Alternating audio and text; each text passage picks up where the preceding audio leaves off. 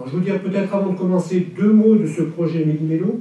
C'est un projet de communication sur l'eau, ou c'est plutôt, je vais plutôt dire, un projet de constitution, de création d'outils d'aide à la communication sur l'eau. C'est-à-dire que c'est des outils qui peuvent être utilisés finalement par les formateurs, par les professionnels, par les associations, et qui visent essentiellement à répondre ou à apporter des contre-arguments, un certain nombre d'idées fausses qui circulent sur l'eau. Il y a une espèce de paradoxe sur l'eau. Tout le monde connaît l'eau, tout le monde parle d'eau, mais en fait, c'est sans doute un des sujets qui est les plus mal connus au niveau national. Je peux vous expliquer, si vous le voulez, quelques éléments au moment des questions. Alors, je ne vais pas faire un grand discours sur Méli-Mélo, simplement pour vous indiquer que dans Méli-Mélo, il y a la face apparente, la face un peu brillante.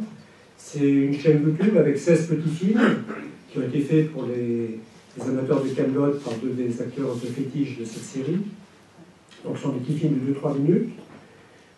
Et cet aspect un peu grand public, un peu emblématique, est complété par un site web sur lequel il y a des documents de synthèse qui viennent en quelque sorte renforcer ou donner du contenu à ce qui peut être dit de façon rapide dans ces petits films, et puis des textes de synthèse qui sont abondamment illustrés. Alors, vous allez voir au cours de la présentation, on a utilisé pas mal d'illustrations de Méli-Mélo. Vous les reconnaîtrez, j'ai un petit thème de Méli-Mélo.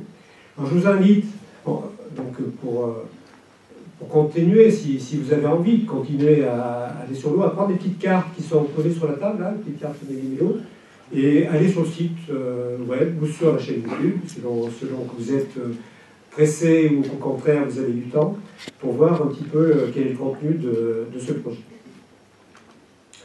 Alors, on va commencer. Lorsqu'on parle de l'eau et de la ville, peut-être pour compléter l'introduction, selon les personnes, on parle de choses très différentes. Pour certains, l'eau dans la ville, c'est l'eau du robinet, c'est l'eau chez soi. Pour d'autres, c'est peut-être se promener au bord d'un fleuve, au bord d'une rivière. Pour d'autres, c'est peut-être les fontaines. Pour d'autres, qui sont pessimistes, c'est peut-être le risque d'inondation. C'est peut-être aussi l'eau de la salle de bain ou des toilettes. C'est peut-être aussi l'eau de pluie. En fait, ce qu'on va essayer de vous expliquer ce soir, c'est que c'est toujours la même eau, et que l'eau dans la ville, elle est unique, elle prend des formes diverses, et qu'à l'origine de toute cette eau, il y a toujours la pluie. Et que les circuits de l'eau de pluie, c'est ce qui se passe quand l'eau tombe sur la ville, des quantités importantes. M. Fontaine disait que sur une ville comme Lyon, il tombe à peu près 5 fois la quantité d'eau dont on a besoin pour l'agglomération. Donc cette eau-là, on peut soit l'utiliser de façon intelligente, soit au contraire la gâcher. Et donc il y a tout un tas de circuits possibles, de solutions possibles. Alors on va commencer par un petit film pour vous mettre en route, qui s'appelle « Sors de ton lit ».